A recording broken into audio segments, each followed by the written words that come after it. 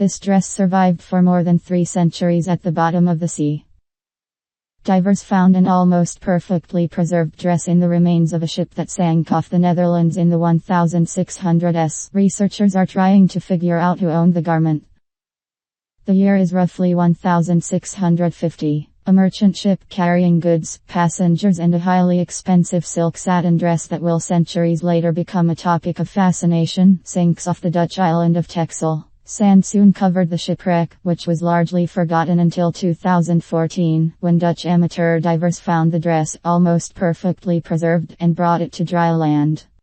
The divers also found a different silver dress, book covers and what appeared to be 17th century women's toiletries, among other things. The wrecked ship, known as the Palmwood because of the type of wood found in the remains, was found in the Wadden Sea, an intertidal zone of the North Sea. It has since been the subject of a museum exhibit as well as an upcoming multimedia project that includes a podcast, a television show and a digital reconstruction. But despite the surge of interest, the mystery of the silk dress has not been solved. Who owned the clothes? Where was the ship going? And who was on board? The answers are probably underwater. The dresses and other objects are on display at Museum Kopskil on Texel, a Dutch island about 60 miles north of Amsterdam with fewer than 14,000 residents. The well-preserved silk dress has drawn thousands more museum visitors than is usual during the winter months since it went on display in November, said Carina Hordick, the artistic director of this museum and 3 others on the island. The thought that this dress was on the bottom of the sea for centuries is insane, Ms. Hordick said.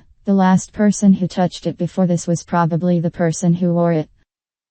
The dresses, probably made in about 1620, were about 30 years old by the time they went down with the ship. The silk dress had a wider waist and was probably for an older woman, researchers said. The silver dress may have been a wedding dress, which could mean that the 2 dresses had different owners, they added. These dresses were incredibly expensive, said Arnold van Bruggen, the director of the upcoming television documentary on the topic. These dresses would not have been seen outside of royal court circles. The clothing and objects also help round out our understanding of women from a time when history books mostly focus on male naval heroes, said Tjitske Mush, the maker of the podcast The Dress and the Shipwreck, a companion piece to Mr. Van Bruggen's TV show. The silk dress brings the 17th century woman into closer view, she said. Mr. Van Bruggen and Ms. Mush said they had arrived at 3 plausible theories based on their conversations with historians, scientists and others. All 3 point to the owner of the dress being a member of the upper classes, but other details haven't been proven.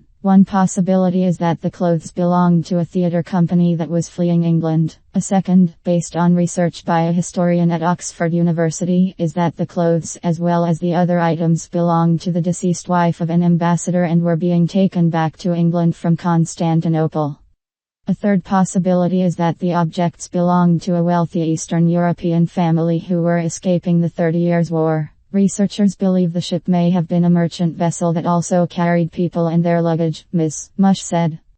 There was a lot of naval traffic between England and Holland at the time, including people escaping the Puritan Revolution in England, Mr. Van Bruggen said. Ms. Mush said she hoped there would be more research into the wreck as well as others. It would put the whole idea of the maritime 17th century into a new perspective, she said. That's up to the Dutch government. Diving expeditions are time-consuming and costly, said Thys Koenen, a maritime archaeologist with the Netherlands Cultural Heritage Agency, and the agency only sends divers to the bottom of the sea for 2 months out of the year, because of bad weather conditions and a lack of funding. Digging out the entirety of the Palmwood wreck from the bottom of the sea would take years. Another complication is making sure that museums and researchers have the ability to safely store and study the items that divers find in the wreck, Mr. Koenen said. The agency has covered the Palmwood wreck with a type of mesh to protect it from erosion and other damage, which could preserve it for decades.